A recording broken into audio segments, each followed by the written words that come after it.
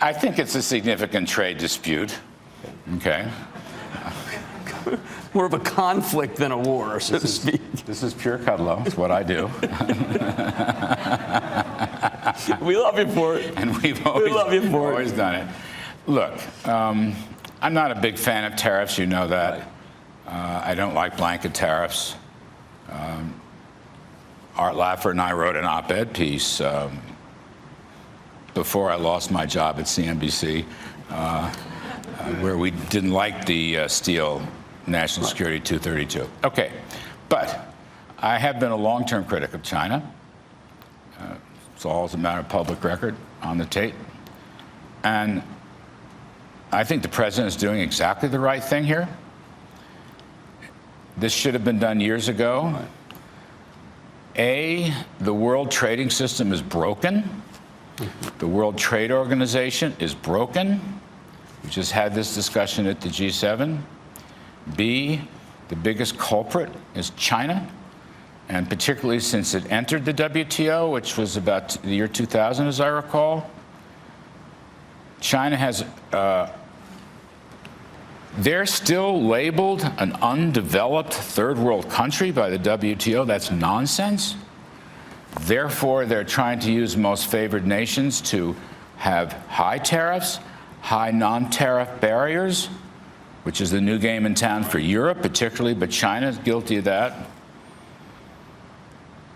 They do, in fact, steal our intellectual property left and right.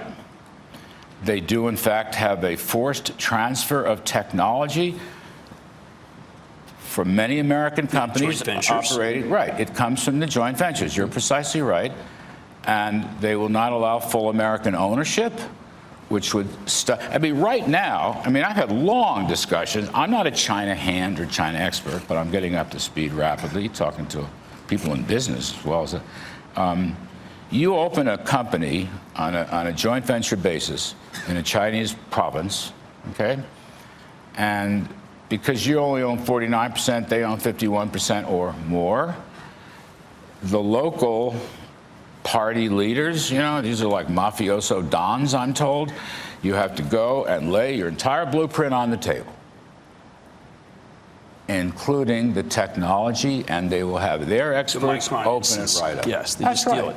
Well, listen, I'm with you, Larry. That's wrong. You introduced me to I just want to, this is such an important point. But you're sounding like a person you used to debate all the time with us, Peter Navarro. This is exactly what it sounds like versus, say, what you said in March 15th of 2010 on Kudlow Report, when you said, I believe the history here is that when we try to put the pressure on China in a public overt action, they don't like that. They revolt. We have to deal with them behind the scenes. It sounds like that you've come much more closer to what Peter used to always argue. Actually, I have. Okay. You have.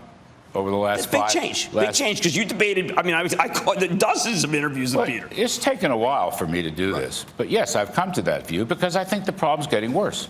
I really do.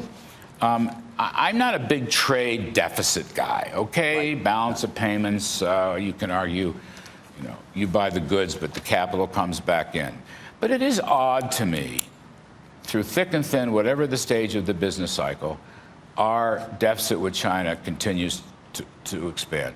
There's something wrong there. But at the same time, Larry, you did say once that consumers are so happy to buy reasonable quality, low-priced goods from China. This is what you taught me, that a tariff hurts the American consumer. Sometimes it's better just to subsidize the industry that's in bad shape, because you have always said to me, there's 300 million Americans that benefit from no tariffs. That couldn't have changed for you. So I have a solution. Okay. America is the lowest tariff country in the world. I mean, there may be New Zealand or something, smaller countries, not to demean them. But of the major countries, we are the lowest tariff country in the world. Our average tariff, I think, is about 2.5%.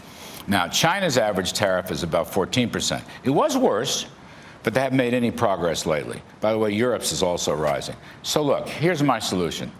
And the president agrees with this. Lower your barriers. All right? I want to help American consumers and business. Yes, yes, yes. Full choice. If they lower their tariff barriers and they lower their non-tariff barriers and open markets, we will export like crazy because America has become the most competitive economy in the world. Give us a chance. I went to Beijing with our team, And when China came to the USA, I was involved in those discussions in the dinner. I sat next to Liu He and his young assistants, and I think they're sincere. Okay, so there's hope.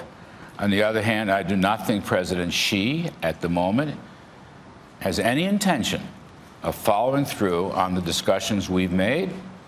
And I think the president is so dissatisfied with China on these so-called talks that he is keeping the pressure on, and I support that. Would you want tariff on all $500 billion that we trade with? No, I mean, there's not much left. Should we just ratchet it up?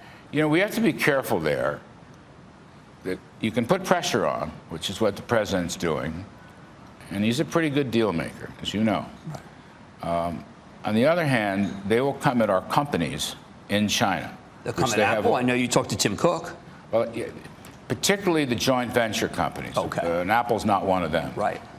They have already done that. I mean, for example, Hollywood companies, just these movies. Chinese love American movies, all right? God bless them. I think our movie makers take home 25% of the revenues. China's government takes the rest? Huh?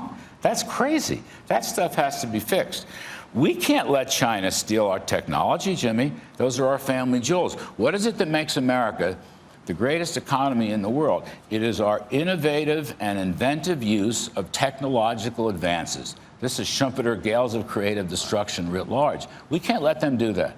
They haven't responded at all, not one basis point, to our request to do something about the theft of intellectual property and the forced divestiture of our technology. What are you telling the president in order how to get them to change their ways? This is obviously unacceptable to the American people and unacceptable to the world economy. I agree. By the way, the whole world agrees with us. Right. I mean, Europe agrees with us, Canada, everyone knows this is true. By the way, our sources, now I have a lot of sources in China, are telling us that the Chinese government realizes they're wrong.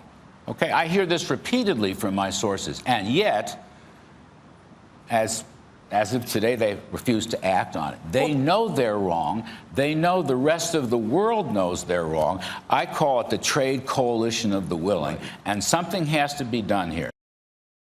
Hey there, thanks for checking out CNBC on YouTube. Be sure to subscribe to stay up to date on all of the day's biggest stories. You can also click on any of the videos around me to watch the latest from CNBC.